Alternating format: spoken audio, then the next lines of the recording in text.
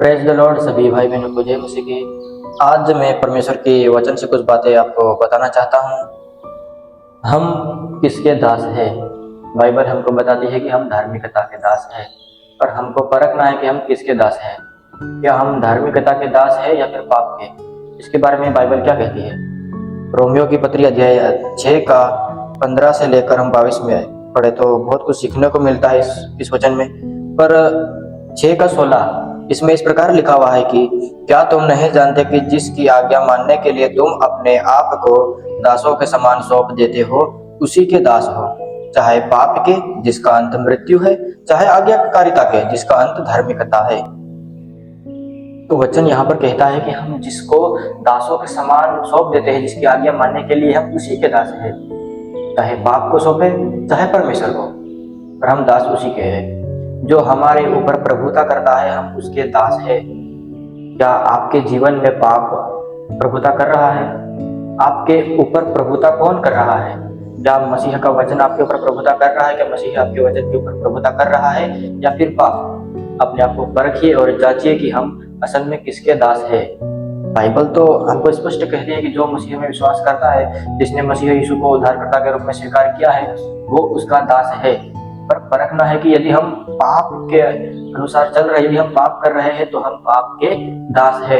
और यीशु मसीह ने भी कहा है कि तुम पाप करते हो तो तुम पाप के दास हो। हमारे ऊपर जो भी अधिकार करता है उसके दास है।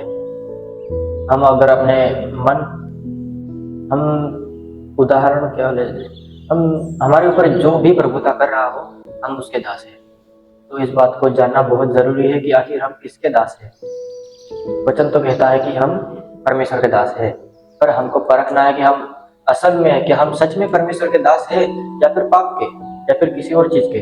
इसके बारे में बाइबल कहता है कि वचन कहता है, रोमियो अध्याय 6 का 19 कहता है, मैं तुम्हारी शारीरिक दुर्बलता के कारण मनुष्य की रीति पर यह कहता हूँ, जैसे तुमने अपने अंगों को कुकर्म के लिए अशुद्धता और कुकर्म के दास करके सौंपा था, वैसे ही अब अपने अंगों को पवित्रता के लिए धर्म के दास करके सौंप दो।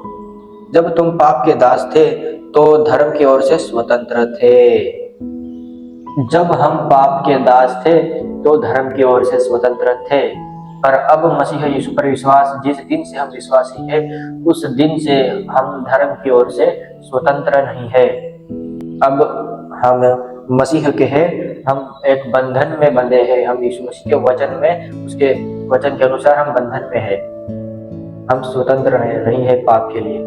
पाप अब हमारे जीवन में कार्य नहीं करना चाहिए। पाप को हटाओ, मसीह में जियो, मसीह यीशु का सुसमाचार प्रचार करो, प्रभु के लिए जियो, प्रभु के लिए कार्य करो। जो भी करो प्रभु के लिए करो। ये दुनिया, ये संसार क्या है? कुछ भी नहीं है। कोई भी चीज, कोई भी वस्तु हमारे जीवन में कार्य नहीं करना चाहिए। किसी की भी प्रभुता हम पर नहीं होनी चाहिए।